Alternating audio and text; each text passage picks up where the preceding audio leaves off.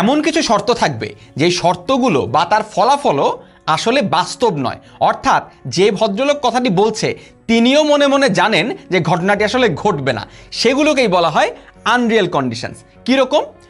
তুমি এখানে থাকলে আমরা ফিফা খেলতাম, তার মানে এই যে ভদ্রলোক বলছে তুমি এখানে থাকলে আমরা ফিফা খেলতাম, ও জানে যে যাকে বলা হচ্ছে সে ভদ্রলোক এখানে নেই এবং আমরা ফিফাও খেলতে পারবো না।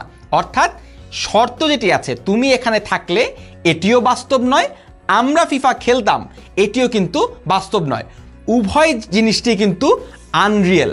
এই আনরিয়েল কন্ডিশন কিন্তু আমাদের জীবনে অনেক হয়। আমরা সবসময় কল্পনা করতে থাকি এটা হলে আমরা ওটা করতাম, ওটা হলে আমরা সেটা করতাম। এই রকম ঘটনাগুলিকে বর্ণনা করার জন্যই কিন্তু আনরিয়েল কন্ডিশনস রয়েছে। ট্রান্সলেশনটা একটু দেখে ফেলি। If you were here we would play FIFA. এই বাক্যটির আনরিয়েল কন্ডিশনসকে আমরা যদি ভেঙে বলতে যাই সেক্ষেত্রে আমরা দুই ধরনের আনরিয়েল কন্ডিশনস পেতে পারি। কীরকম?